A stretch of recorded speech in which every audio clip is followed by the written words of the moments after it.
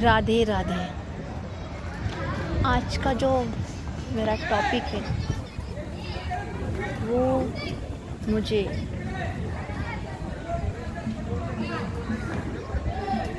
ऐसे recce healing के लिए केसेस मिला,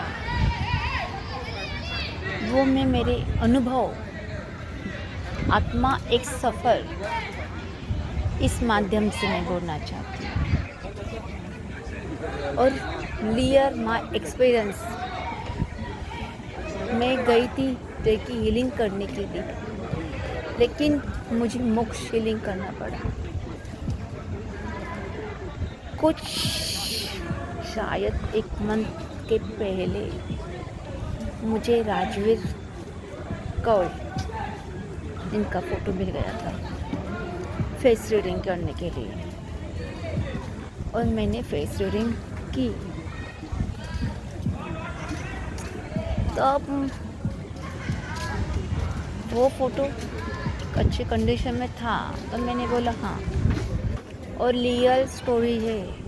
मैं मेरे अनुभव मेरे चैनल के माध्यम से शेयर करती हूँ। ना मुझे किसी का टॉपिक लेने में इंटरेस्ट है, ना किसी का यूट्यूब चैनल का कुछ लेने में इंटरेस्ट है। मैं हमेशा मेरी खुद की स्टोरी और जो मुझे मेरे काम से जो अनुभव आते हैं मैं वही शेयर करती हूँ। तो वो राज दीदी को मैंने ऐसे कुछ गाइडेंस किया। वो बहुत तकलीफ़ में वो सोल थी, उनका जो सफ़र रहा ये धरती पर, वो बहुत संघर्ष में रहा और उनको कैंसर था। और मुझे हीलिंग के लिए आए थे। बाद में उनके सिस्टर ने मुझे वो कांटेक्ट भी किया। हाँ, पहले भी बातचीत हो गई थी और मैंने बोला था कि आपकी सिस्टर को कुछ होगा नहीं, उनकी जान बच जाएंगी। हाँ, थोड़ा निगेटिव है, थोड़ी हाइपर हो जाती है, ऐसी बहुत सारी चीज़ें बता दी थी मैंने उनको। और शायद 15 दिन के बाद उन्होंने मुझे कांटेक्ट किया, 15-20 दिन के बाद ही कांटेक्ट किया कि आप जया जी रेकी हीलिंग कर सकते हैं मेरे बड़ी सिस्टर के लिए। तो मैंने बोला हाँ। तो मैंने चार्जेस बोला था उनको और मैंने रेकी हीलिंग करना शुरू किया। पहले ही बार जो मैंने देखा ना कि राजवीर दीदी ऑक्सीजन पर जाने वाली है, और शाम को सच में ऐसा हुआ कि राजवीर दीदी ऑक्सीजन पर गई और धीरे धीरे उनका शरीर ने अपना शरीर छोड़ने की कोशिश की। उनके बॉडी में ब्लड नहीं था, ब्लड मिल भी नहीं रहा था, और मेरे रेकी हीलिंग से 2 इफ़ेक्ट उनके लाइफ में हो गए। उनको डॉक्टर मिले, उनको जो विश थी मैं वो पर्सनली नहीं बताना चाहती हूँ, वो उनका पर्सनल है। 2 चीज़ें उनके साथ हो गई, जैसे वो थोड़ा मोक्ष के लिए आगे बढ़ना शुरू किया उन्होंने। और मैंने रेकी हीलिंग करती रही। वो जो होने वाला आगे का जो भी पल था मुझे दिखाना शुरू हुआ था। और मैंने बोला था नहीं, राजवीर दीदी के पास बहुत कम है और उनको जो उनकी इच्छाएं है ना वो पूरी करने की कोशिश करो आप। और जो मैंने बोला था वो सही निकला है, और राजवीर दीदी ने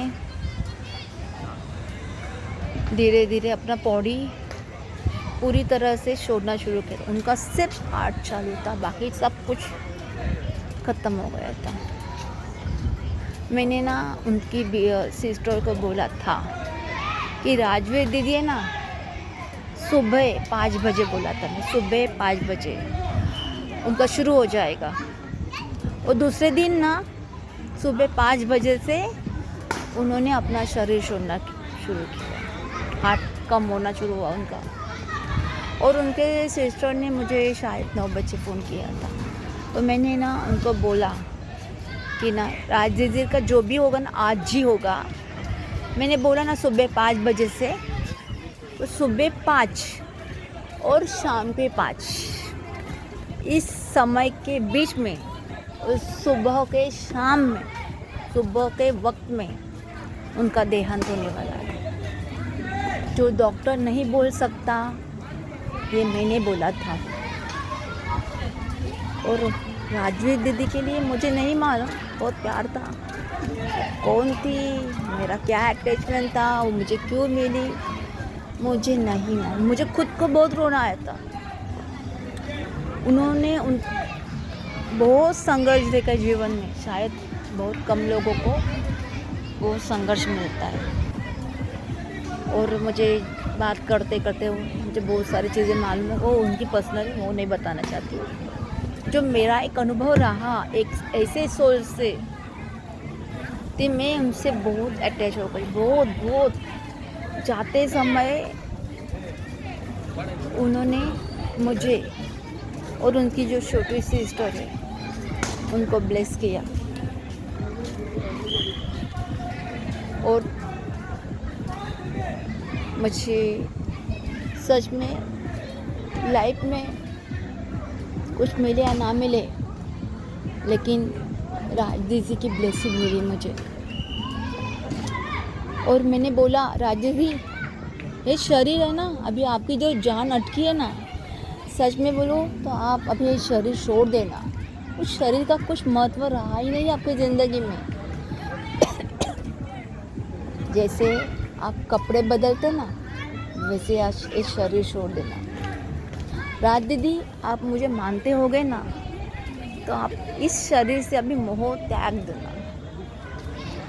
मैं आपको मेरी बड़ी दीदी मानती हूँ, प्लीज़। और है ना, वो सोल ने ना सच में मेरी बात मान ली। उस शरीर से उनको बहुत मोह था, ज़िंदगी से प्यार था, लेकिन उनको जो तकलीफ़ हो रही थी ना, वो भी जिंदा रहने का है, इसीलिए वो सब कुछ फेस कर रहे थे। लेकिन मैंने लाइफ में पहली बार मेरे लाइफ में ऐसा केस था कि मुझे मोक्ष के लिए हीलिंग करनी पड़ी। शायद कि कौन से रेकी ग्रैंड मास्टर ने आज तक नहीं किया है ना, वो सारी चीज़ें मैंने की। और मैंने उनको बोला दीदी आप आगे बढ़ना, जीवन में इस जन्म में नहीं मिला है ना कुछ, अगले जन्म में मिलेगा, लेकिन एक शरीर का भी त्याग देना। और आपके लिए मैं हर दिन हनुमान चालीसा करूँगी, आपके सोल को शांति मिलने की, और मैं करती हूँ। और धीरे धीरे राज दीदी मुझसे कनेक्ट रही, 3, 4, 5 दिन बहुत कनेक्ट रही, लेकिन आज राज दीदी मुझे मेरी से कट किया है उन्होंने, और मैं खुद भी उनसे कट ऑफ करने वाली हूँ, क्योंकि अभी वो इस धरती पर तो नहीं है, तो मुझे भी उनको मेरे कॉर्ड्स कट करने पड़ेंगे, क्योंकि जब मैं ऐसे हीलिंग करती हूँ तो मुझे बहुत तकलीफ़ होती है। और दूसरी बार भी ऐसे 3 दिन के बाद ऐसा केस मुझे वापस मिला, तब भी मुझे बहुत तकलीफ़ हो गई। मैं किसी को शेयर नहीं कर सकती, इतनी तकलीफ़ हो गई मुझे। मंत्र साधना करने का, मेडिटेशन करने का, मुझे कुछ करने को इच्छा ही नहीं रही, मुझे नहीं करना, ऐसा हो रहा था। और मैंने उनको भी प्रार्थना की, उनको फैमिली को बाद में भी फ़ोन करके बोलूँगी, अभी वो टाइम नहीं है, बाद में कांटेक्ट करूँगी कि कुछ इनकी इच्छाएं बाकी है वो पूरी कर देना आप। जो मेरा जो आत्मा का एक सपना भागवत मैंने मेरे यूट्यूब चैनल से शेयर किया। अभी मेरा आत्मा का एक सफ़र, वो ज़रा अनोखी स्टोरी है, जो लोगों की गलतियाँ बहुत निकालते हैं। और तो इस टॉपिक पर ये जो बच्चियाँ जो पुणे में मिल गई है नशे की हालत में, तो सच में वो वीडियो बनाकर ये कर आपने अच्छा काम किया? क्या इस जगह पर शायद अगली बार आपके बच्चे नहीं होंगे? तो आपको क्या करना चाहिए? ये सब करके क्या ये सब कुछ रुकने वाला है क्या? मुझे लगता है नहीं। जो मेन रीज़न है उसका ही नाश कर देते हैं ना। जो बाहर से इंडिया के अंदर फैला जा रहा है तो वो जहर को ही नष्ट करते हैं। आज मेरे लाइफ में ऐसा बंदा आया था, वो मेरी रियल स्टोरी है। मेरी शादी 2014 में फिक्स हुई थी और 2015 28 जनवरी को वो टूट गई। कारण क्या रहा? वो बंदा डॉक्टर था लेकिन वो ड्रग्स लेता था। उन्होंने ड्रग्स के लिए अपना हॉस्पिटल बेच दिया, सब कुछ बेच दिया, हम लोगों से झूठ बोला। और मेरा एंगेजमेंट नहीं हुई थी, सिर्फ रोका हुआ था। एंगेजमेंट और शादी एक ही दिन में हुई, लेकिन उस इंसान के वजह से मुझे बहुत तकलीफ़ से गुजरना पड़ा। तो शायद आप ये नशा करना, ये करना वो ठीक बात तो नहीं है। आप खुद आज बच्चों ने ध्यान में रखना चाहिए। आज मेरी नई पीढ़ी आ रही है, नशा करना सही में अच्छा है। आप ये सब करके अपने माता पिता का नाम कौन से स्टेज पर लाते हैं? का माता पिता ने यही संस्कार दिया आपको, इसीलिए बड़ा किया है कि आप नशे में रास्ते में गिर जाए? इसी टॉपिक पर आत्मा एक सफ़र भाग 2 आने वाला है। आप वो वीडियो भी देखिए। तो मुझे ये बोलना है कि आत्मा एक सफ़र में थोड़ी अनोखी स्टोरी मैं आपको बताना चाहती हूँ। मेरा नाम जया राजे भोसले।